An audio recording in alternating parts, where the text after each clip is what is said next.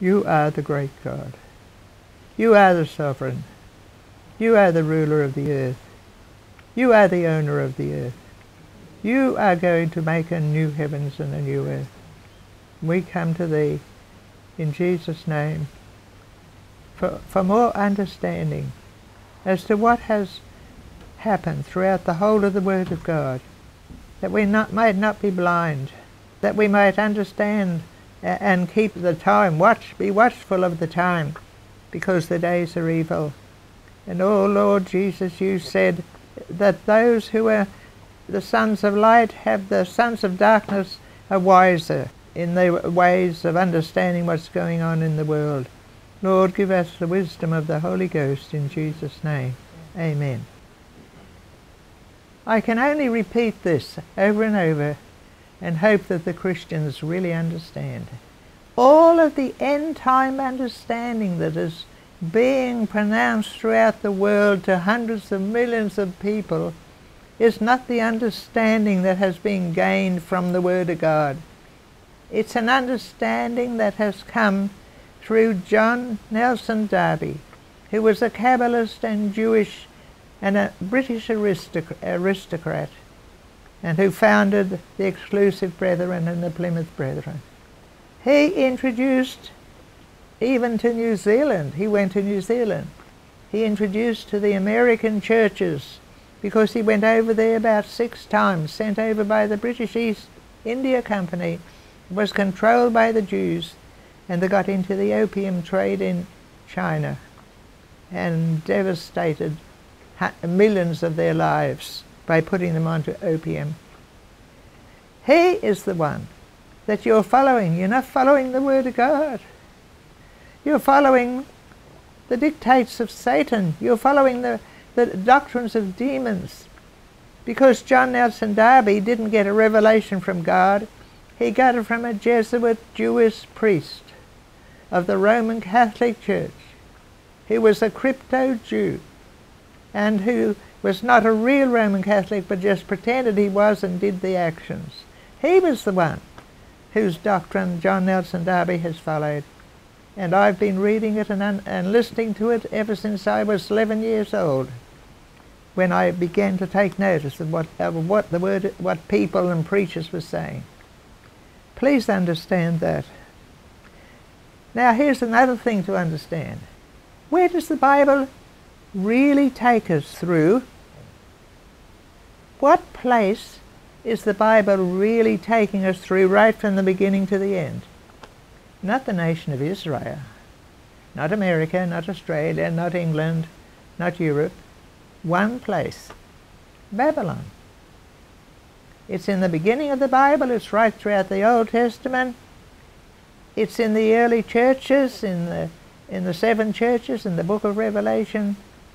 Not mentioned as such, but clearly shown to be such, and it appears a few times in the book of Revelation. It's all about Babylon as the center of evil. Now I'll tell you something that we should all know about the Jews today, and they've had this God probably from the days they were in Babylon in captivity, Judah, and maybe even had some idea of it when they came out of Egypt. Their God is called Ein Sof, E-I-N-S-O-F.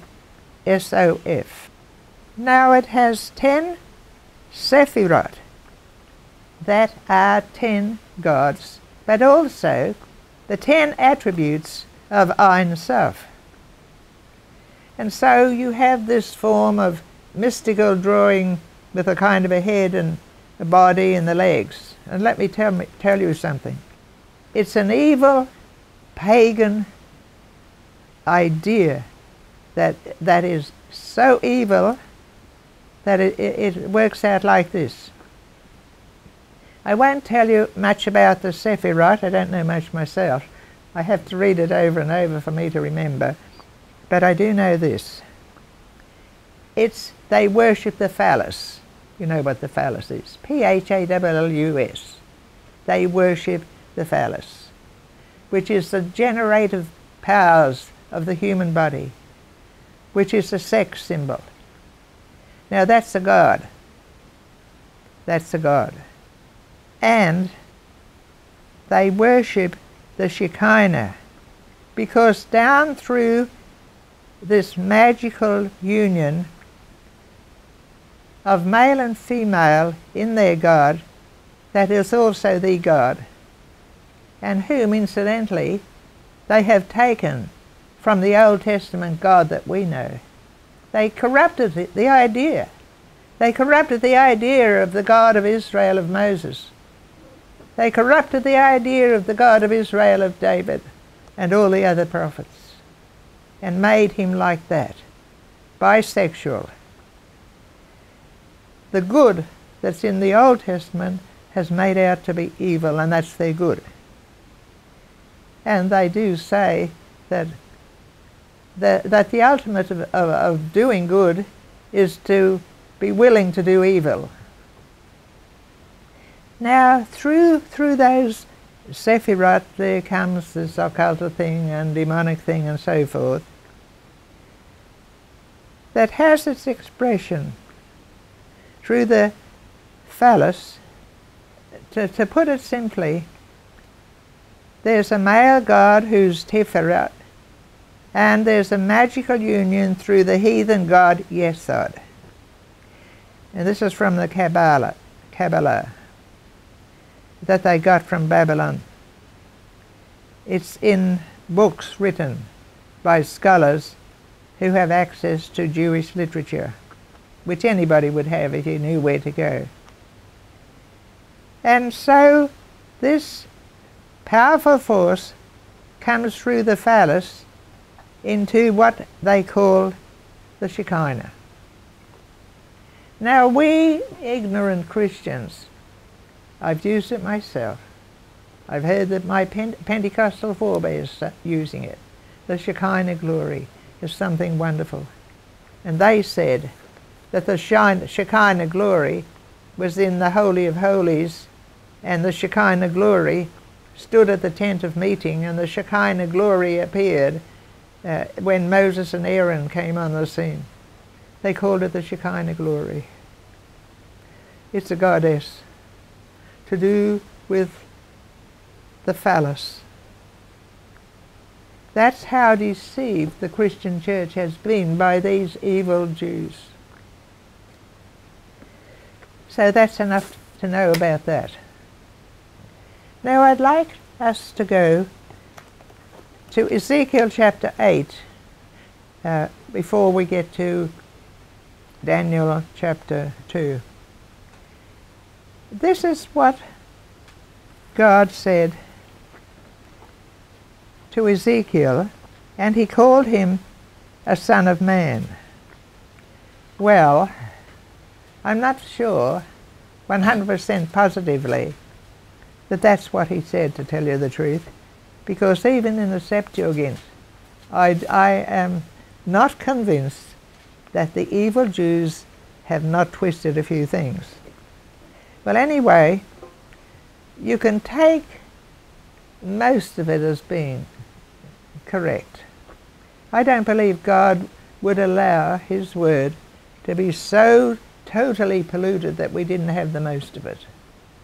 And we know we have the most of it, because all the prophecies concerning Jesus Christ in the Old Testament, of which there are innumerable, have been fulfilled. And the chances of them being filled are 1 in 1, and an innumerable number of zeros. No chance at all if you decide it's luck. It is the result of true prophecy given in the Old Testament that is fulfilled to the T in the person of Jesus Christ. I mean, you can go through it if you take the time to find the verses. So Ezekiel is taken in a vision to the temple in Jerusalem, because Ezekiel wasn't in Jerusalem, he was in Babylon. And this is what God said in verse 13. Then he said to me, you will see even greater acts of lawlessness they are doing. So he brought me to the porches of the court of the Lord's house, and behold, women were sitting there weeping for Tammuz. Tammuz is a female goddess. Wherever there is a goddess or a god involved in any heathen temple, there is individual and public communal harlotry. Let's get that straight. We innocent, ignorant Christians didn't understand. When I was once in India years ago, one pastor said to me, he went to a certain temple when they were having a certain festival for the purpose of witnessing to people there. And he told me something that went on. He said, you know, there's this homosexuality that goes on in those places. And we know that there are virgins taken from poor families generally. They wouldn't be taken from the Brahmins, and become prostitutes in all the temples of India. So when the people go up to worship, what do you think they indulge in? Well, I've never been to see it, and I wouldn't want to. This is what these people, who were supposedly the people of God, were doing in Jerusalem at the very time some of them were in captivity in Babylon. Then he said, you will see worse practices than these. And he brought me into the inner court, and there were about 20 men, and they stood with their back towards the temple of the Lord, with their faces in the opposite direction, and they were worshipping the sun. Now, sun worship at some stage was in Egypt. Isis, Orisis, and I forget their offspring. Every one of these 10 pagan religions that exist today are male, female, and offspring. Sexual. That's what the true God has been made to appear. And specifically in the Talmud and the Kabbalah, that the Jews today follow. Those very Jews, that very Israel, that this church is going to promote as being the people of God, are involved in the very putridness of and filth of every kind of paganism you can imagine. And I say to any Christian listening to me, okay, download the Talmud and see what you find. You'll be horrified. So now we turn to Daniel chapter 2. And we have done this before ourselves, but we're going to have a look at it again. As time has progressed, our understanding has increased. And that's how it's supposed to be with every believer. Now in Daniel chapter 2, it's a well-known story that they even tell the Sunday school children, how that Nebuchadnezzar had a dream. And we won't mention the dream, we'll just tell you the meaning. And God supernaturally gave to Daniel the dream as Nebuchadnezzar had had it, and supernaturally gave him what it meant for Nebuchadnezzar. It was solely for Nebuchadnezzar. It was not solely for us. It was not given for us. We did not have the dream, so we didn't get the interpretation. Nebuchadnezzar got it from God through Daniel. We are meant to understand it as we read it because it came from God and was written under the inspiration of the Holy Ghost by Daniel. We are meant to understand it. The church does not understand it. I've seen what most of them say, and you know, for years I would follow what they all said, and I see what they all said is generally wrong. The majority view is always wrong. You get some who have a partial view of the truth, but then they go off in another area in relation to the end time. They're too frightened to break away from the mainstream of belief that's been out there for a century, or even back further in relation to the Antichrist. There's no Antichrist mentioned as being one single God figure, Antichrist figure in the world in the New Testament. Now doesn't mean to say there won't be a worldwide religion. The Bible doesn't say there will be. But there could be, who knows? We don't know what's ahead of us. We who lived before World War II had no idea there was going to be a war. And when I remember where I was, in a little shop, going home from school in 1938, and the little shop had a radio, and there was my back door neighbour from the back house happened to be standing there. I went around about way home, and I remember now hearing the pronunciation, Britain was at war with Germany. I remember it. I had no idea what that war was going to produce. Nobody did. We had no idea what was going to happen. It just kept on happening, worse and worse, until it ended in the Pacific. And that was with the Japanese and the Americans greatly involved. We heard the news day after day. Well, we didn't have a radio, so we didn't hear the news. We read it from the Telegraph, the Brisbane Telegraph, day after day, and looked at the pictures. We were never told the whole truth, ever. I have read the whole truth in recent times.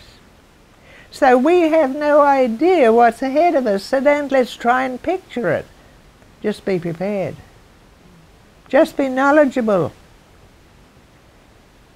This thing that's happening in Russia, and this Netanyahu, in his arrogance, saying, America and you other nations, I'm the head of the only state of Israel. You know what he's saying? Israel is the state. America, you're not. What he is saying is to the City of London, the crown. Because he's one of the opposite. He's not a neocon. The neocon control the City of London. They are the City of London, which of course is not the city, big city we're talking about. It's the inner area, and I've been there, where the Inns of Court are, and the Templar Church and all those Templar places, and the banks. Netanyahu is saying to those bankers, hey, we've got the power here in Israel, not you. Well, he thinks he's got the power in Israel because he's got about 400 nuclear missiles paid for by USA and stolen by Israel, the secrets of it stolen from USA, whom the Americans say, oh, we're friends of Israel. Well, what a friend they proved to be. So we don't know. But this is what's transpiring. The course of Babylon is flowing through history, and we in the churches have not seen it. We have centered our gaze on Israel. That is a wrong gaze. So God said in the interpretation, okay, we're going to read from the Septuagint, Daniel chapter 2, verse 36. This is a dream, and we will tell its interpretation before the king. In every place where the children of men live, he put them all in your hand, and made you the Lord of them all. If you think of Isaiah 14, And what Isaiah said there, you will see, here's Nebuchadnezzar of Isaiah 14. Because God said, He has put all the men, everybody in the whole world, and the birds, He's put them all in your hand and made you the Lord of them all. Now we know His kingdom extended way over to India. So how far in Africa I do not know, and as to America, nothing is said. But then He says, after you another kingdom shall arise, and a third kingdom of copper, and a fourth kingdom of iron. So you have the gold, the silver, the copper, and the iron. Now briefly, the gold, of course, was the Babylonian kingdom. Then you had the Medes and the Persians. And somehow or other the Babylonian kingdom had had a connection with the Assyrian kingdom. But then the third one was the Greek, Alexander the Great.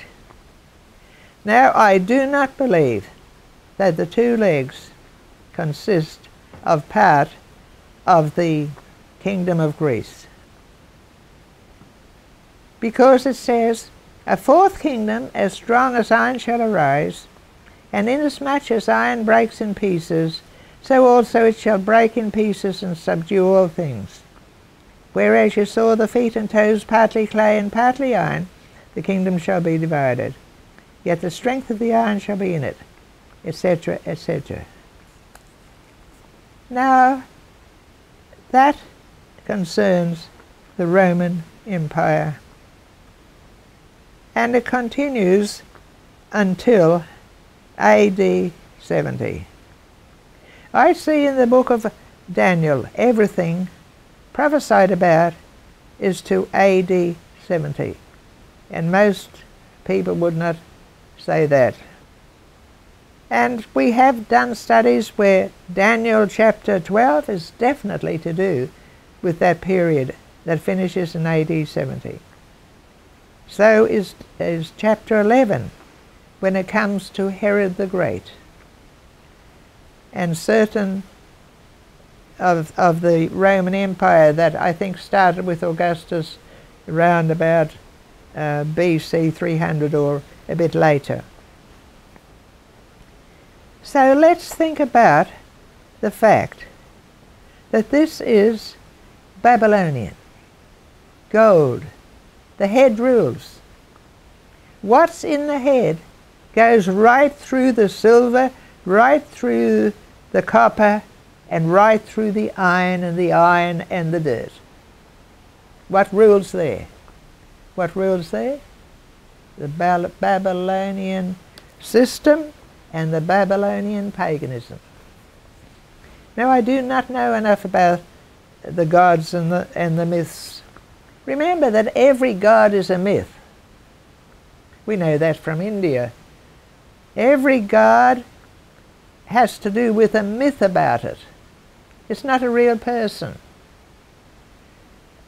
But it is a real entity. It's a demon. Some more powerful than others. A demon in the form of a god or a goddess, and acting according to a male or a female, imposing upon their devotees either the filth of the male or the filth of the female in the sexual union. Every heathen religion comes from that. And that's what the Jews have today. They were in Babylon and imbibed it all and added more as they went along. They've never left it. And even though the Jews today are not the descendants of Abraham as those Jews were in those days, even the Edomites who came into Judah and formed part of Judah when Jesus Christ was there, they descended from Abraham through Esau and Jacob. So Esau was the great-grandson of Abraham. That's how close the Edomites were to Abraham. And so all through from the gold head is this Babylonian system. Now you might say, Oh, where was the Babylonian system before Nebuchadnezzar? Oh, it was there. It wasn't an empire. It didn't become an empire, all those areas, until the days of Nebuchadnezzar. But the Babylonian system was there because it originated in the Tower of Babel from Nimrod and Cush, and went right through when God scattered them all around the world. They took it with them to different places. And maybe each one of them, when they took it, made it into a different pagan religion with different demons, scattered throughout the world. Those demons have never left the world. They're still around. They're still doing things. They still have the basis in these pagan religions that exist all around the world to this day, that have their fulfillment, if you like, and their climax in the Babylonian system that's in the Talmud and the Kabbalah that the Jews devised. And when they devised it, they were real Jews. But those who follow it are not real Jews today. What the real Jews had was taken on by the Khazars round about 700, 800 AD, when they invited the Jews in, and the rabbis came, and whether they were true Jews or not, I do not know, and I don't think anybody knows, because nobody has the genealogy that goes back there. 800 years of intermarrying after being scattered, and after the fall of Jerusalem, and after they're living in Judah, close to Jerusalem for some time, there could have been a pure one or two, but they were intermarried. That was the sin of Israel. They were forever intermarrying. Moses intermarried. He took a black person. Solomon, look at all the intermarrying he did. How many wives did he have? 800 concubines. Intermarriage. But what we have today are the Khazars, who are in Israel and scattered throughout the whole world, called Jews, not because of race, but because of their religion, if you like to call it religion, but because of their Talmudism and their Kabbalahism. They are Jews. Why? Some of the film stars are Jews. They follow the Kabbalah and the Talmud. They would be considered Jews. So you had the Babylonian system all through the Old Testament. Just think of how many times the children of Israel, it tells us throughout the Old Testament, and I read it as a teenager. I didn't understand the import. They had these groves of trees on the mountaintops. And if you have read the Old Testament, which I hope you have, you may remember you read about these trees, about the tree worship, about the groves. And I think you'll find it was even there at the time of the beginning of the book of Judges. They had the groves. Now, what were the groves? The groves were full of demons that were their gods, and were the places where they had harlotry on personal, individual, and communal activity. Now, I didn't know that when I read the Bible, and probably most Christians don't understand. Then you had the worship of Moloch. I remember reading that. It's an unusual name. I didn't know what it meant. And I didn't really fully know till I saw a documentary on television a while back that showed a huge image, Moloch, with an opening up here like you would open an oven door, and indeed it was an oven door because in there was a raging fire. And the parents of Israel used to worship this god Moloch, and in their worship they would come up with their screaming children and throw them into the fire. That's the wonderful Jews for you. Let's get this worship of Jews out of our system. Let's worship God. We've all worshipped Jews up to a point, thought they were, the wonderful people of God, when they're the very dregs of hell. And so this Babylonian system exists throughout the whole of the Old Testament. And it exists throughout all the Gospels. When Jesus took the Pharisees to account and gave them such terrible condemnations and reproofs and gave them such terrible names. Whited sepulchres, full of dead men's bones. Dead men's bones. The very dead men's bones are so putrid that a child of Israel was not allowed to go and touch a dead body, and if they did, they had to have a sacrifice. It personifies all the putridness of evil and of paganism that's in the world. And Jesus said to the Pharisees, that's who you are. It was throughout the Judaizers of the book of Acts. In every church they came in. You see, we didn't live there. We've no idea what it is to live in a heathen culture. We didn't live when the Roman Empire was around, when everybody had to worship the image of Caesar, because one of the main gods, put it that way, of the Roman Empire was Caesar. He instituted worship to himself. They had plenty of other gods. I mean, we used to read about it in our school reading books. Fancy a so-called Christian nation, the English people so-called, teaching their children about heathen gods. Only fortunately I didn't take it upon myself that it was a heathen god, it was just a story.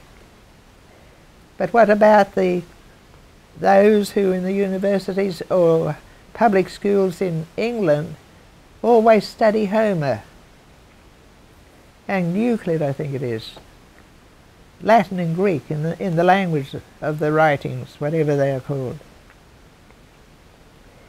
So then you come to the finale about this evil Babylon that started just after the flood with the Tower of Babel and all the epitome of evil that existed there and was spread around the world and never left it. There was an abatement of it when Christian countries came on the scene as being Christendom, even though the people weren't real Christians, some were, even though they followed the false churches of the Roman Catholics and the Orthodox churches with their icons. But the Orthodox churches had a certain amount of more truth than the Roman Catholic, I will say that. And as a matter of fact, I'll get it for you later, but there's a prayer at the bottom in one of the comments by the Greek Orthodox Church that is very precious, that the Protestant churches and the evangelical churches don't understand.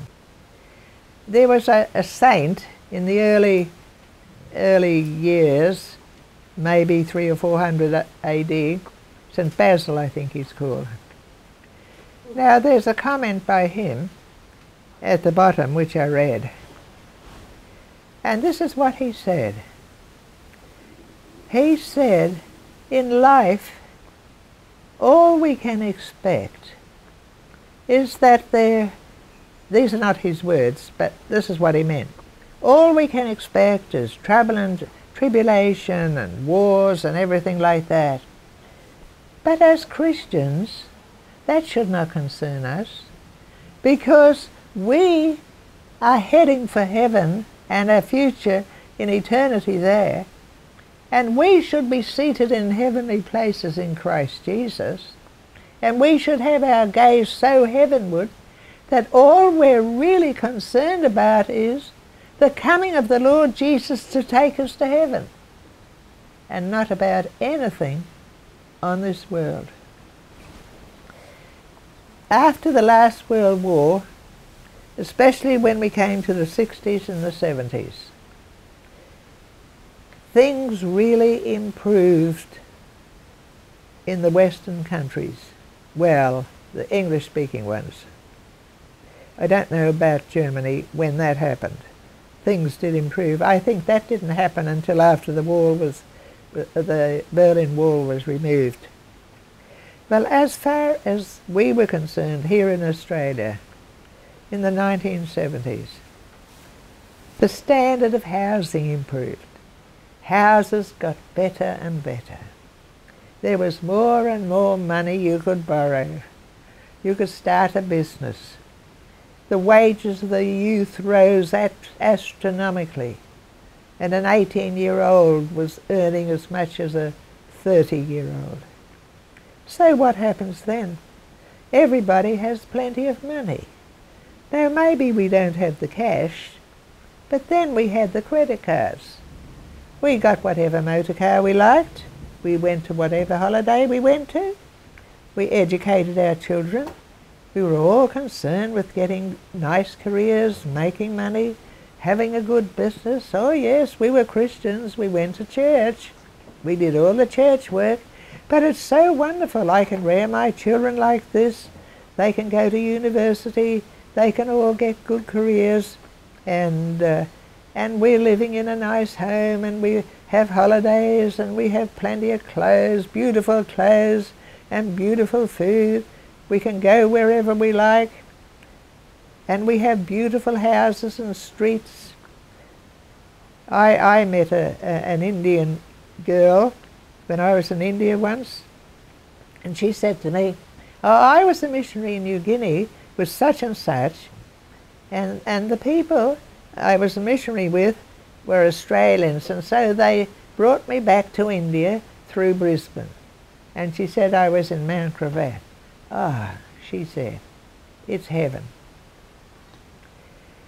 And I have met other foreigners who wanted to come here. They knew it was heaven. Well, it wasn't the heavenly heaven. It was an earthly heaven. As one of our prime ministers said, the lucky country. Well, it's not so lucky today. But the point I'm making is that the whole church was taken over and lulled to sleep. Basically lulled to sleep. Oh, we did our church activities. I mean, we were pastors and involved in every church activity you could think of. We were spiritually minded up to a point. Certainly were. We studied our Bibles, we did this and that. But parallel to this was this other life. We lived here. We were lulled. And all the time we were lulled, the devil's in our churches in the form of the Israel doctrine that itself is bringing down the churches bit by bit through its invasion in our amongst our leaders, seminaries, and our preaching, and everything you could think of. And who were they serving?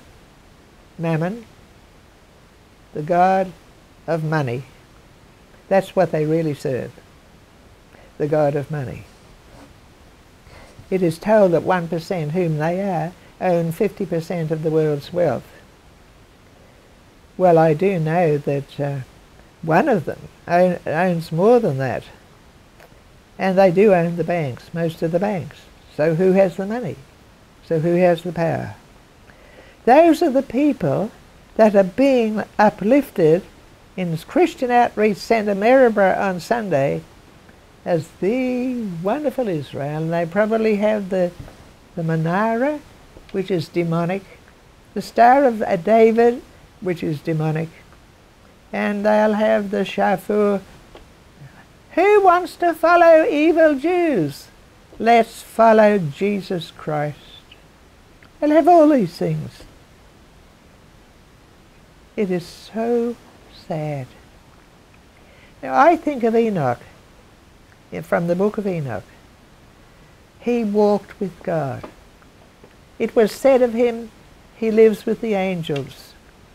And God revealed to him things of the future, things of the supernatural.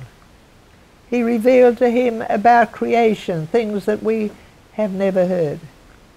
He revealed the judgments. He revealed Jesus Christ to him. He revealed himself to him. He revealed the hierarchy of holy angels and the hierarchy of demons, who are the evil angels. He revealed the judgments that were coming. Now, Enoch's walking with God. Wouldn't you think somebody who's walking with God would be forever positive? Never cry? Like they teach positivism in the churches, which is demonic, I might say. It's not in the Bible. No, what does this man who walked with God, the only man in the whole of the Bible who walked with God, do? He wept. He wept. He wasn't forever smiling and laughing. He wept. Now our churches try to fill everybody with smiling and laughing all the time. See how far we are removed. And what of Paul? He said he travailed in birth again for the Galatians because they were going away from the gospel of Christ. And we see our churches everywhere gone away from the gospel of Christ. So it doesn't matter if we do shed a few tears. There's something wrong with us if we're not sorrowful. There's something wrong with us if we don't want to take any notice. There's something wrong with us if we want to ignore it, which is what most people want to do. Even parts of my family, like ostriches with heads in the sand, not wanting to hear about it. Well, we better hear about it, because that evil day might fall upon us unawares, as Jesus said. Because there is a greater evil day coming. Now, I'm speaking like this because of what's going on in the world. Don't let's be blind. They've come to a stage where there's going to be no interest. You know what that means, don't you? Everything will collapse eventually. Your money won't be worth anything. But don't think that millions haven't died from starvation and wars in our lifetime. It's happened. And what about in previous history? It will happen till the end of time. You see, if you lived in the Roman Empire, you didn't have to get sermons like this. That's why there's not that much preaching about it, but there's plenty enough, because it was all around them. They could see their fellow Christians taken to the lions when it happened in a certain period. They could see all the persecution and knew all about the persecution going on throughout the whole of the Roman Empire at the instigation of the Jews who went around stirring up the Romans. It was before their eyes all the time. This one being hailed off to prison. Well, you just have to read the book of Revelation, chapters 2 and 3, to see what was happening in the churches in Asia Minor. What about the churches of Greece, the churches of Rome, the churches of Spain, the churches of Africa, the churches of Syria and all the Middle East, the churches of India? What was happening there? Don't you think boats weren't going backwards and forwards with sailors who some were Christians, finding out what was happening all over the place and then gossiping? Because those people who do not have access to libraries that we do spend a lot of time talking. We find that in India and Indonesia. They'll sit and talk for hours. Everybody tells everybody all that's going on, and they will discuss a Christian point, and whereas the Christians most of the time don't. Although they did it in my younger days, we used to do it all the time. We had our fun. So now we come to the book of Revelation, chapter 12. Because what we need to see is it relates to the image in the dream that Nebuchadnezzar had. And in the book of Revelation, we've gone through the Babylonians, we've gone through the Medes and Persians, we've finished with the Greeks. The Romans started in Daniel chapter 11, towards the end of it. By then the Greek was finished, the Medes and Persians were finished, and the Babylonians were finished. Then we had the Romans, still in existence at the time of Christ, and then it had 10 emperors, and we have studied this before, that are found in Revelation 13. But I want us first of all to look at Revelation 12. Because in verse 3, and another sign appeared in the heaven. Behold, a great red dragon, so forth, with so many heads and 10 thorns. Now won't go into the full meaning of it. Let's get into our heads, it's not Satan. It's not Satan like the churches teach. It's not Satan. It's the Roman Empire. It's the evil pagan Roman Empire, because the army of Rome not only had the eagle on their pennants, but they also had the red dragon. And I don't know if you've heard the Latin word, I think it's like something like this, dragonissi, or something like that. Or they were the ones, the soldiers, who carried the pennants with the red dragon on it. Now it probably had a paganism about it, which I don't know, but it's not Satan. And that's what I want us to understand. It's the Roman Empire. And then in chapter 13, he saw a beast and so forth. It's still to do with the Roman Empire. It has nothing to do with the end times like they're teaching. And some people will get up there and preach this and preach that. Look, I've heard it all my life, or read it, and forget it. It's to do with the Roman Empire. And it's to do with Nero, who was 666. His Aramaic gematria number came to 666. N for 50, R for 200, W for 6, N for 50, Q for 100, S for 60, R for 200. That was his name, Nero as we know it. It all adds up to 666. It's Nero. And history tells you, if you like to read it, of the terrible persecution that went on in the 60s, and that ended about halfway through AD 66, when the 3.5 weeks of Daniel 9 started. And why the end-timers are in such terrible strife in their beliefs, which are all wrong, is because the foundation verse, Daniel 9:24-26, is totally misread. Has nothing to do with an Antichrist. They've got the wrong platform, so if you build on the wrong platform, everything's wobbly. It's all out of order. And their end-time beliefs are out of order. That's to do with the Roman Empire. Then you get in chapter 14 a scene in heaven and so forth, and then you get the plagues, and then you get something else.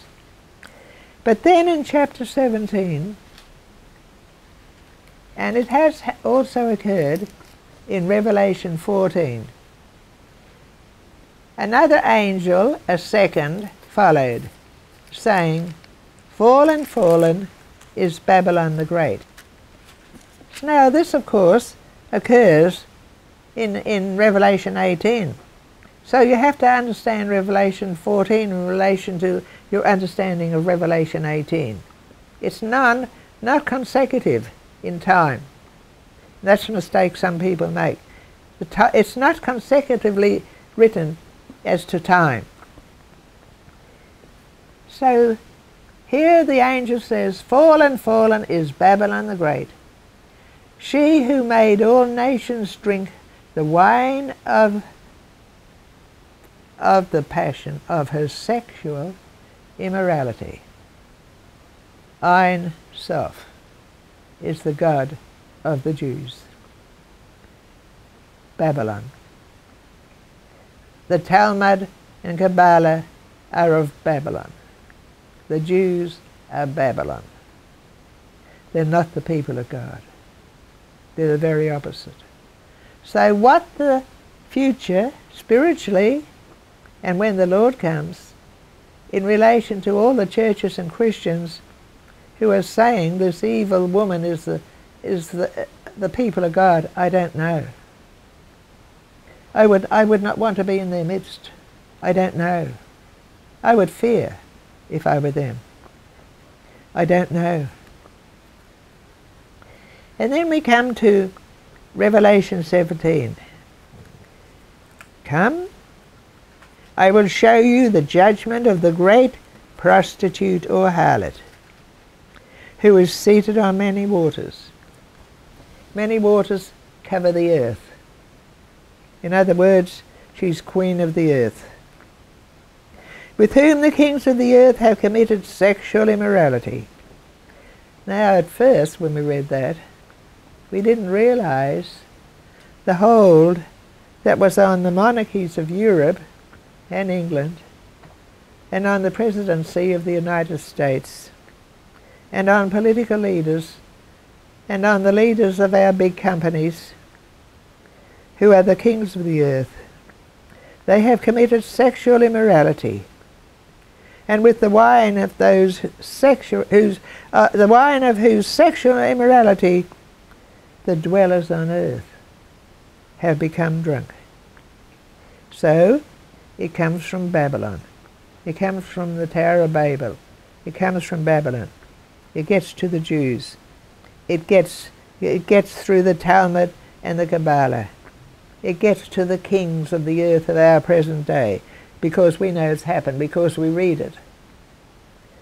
The British monarchy, Bill Clinton, leader after leader, the Jews, communing with the Jews who own the plains and other places where they commit these evils. The grove of, I think it's called the Bohemian Grove of California, and places like that. It went through them because they control the governments, they control the education system, they control the universities, they control the media, the television, the newspapers, the magazines, everything that's said. They control Google, and they're about to shut it down, unless you're telling the truth. Their truth will be the lies, not our truth. And then, from them, it has come to the dwellers on earth, and they have become drunk. Look at the prostitute-looking little girls and big fat women walking around in the supermarkets, dressed for bed, looks like.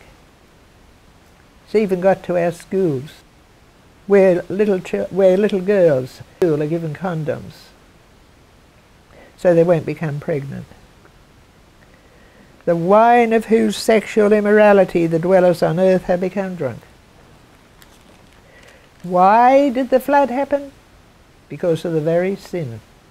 Why was Sodom and Gomorrah destroyed? The very sin. Why will the world be destroyed? Because of the very sin of Babylon. But it's going to be destroyed. And then it says in verse 7, why do you marvel? I will tell you the mystery of the woman and of the beast with 7 heads and 10 horns that carries her, etc., etc. Now, we're not going into that today. In verse 9 it says, this calls for a mind with wisdom. The 7 heads and the 7 mountains on which the woman is seated, etc., etc. We won't go into the etc., etc. I will say this. Babylon had 7 hills. But everybody says that's Rome. No, it's not Rome. Rome has not got any evil book, even though it follows the Talmud and Kabbalah to a certain extent. It does not have a book that it promulgates. It does not have the cult of immorality that it promulgates. It indulges in it, but it does not promulgate it. Rome does not have the wealth of the world in her hands. The merchants of the earth are not going to weep when they see a Rome fall, because the wealth of the world is in the hands of those who run the City of London, the British Empire. And I tell you, they're getting scared.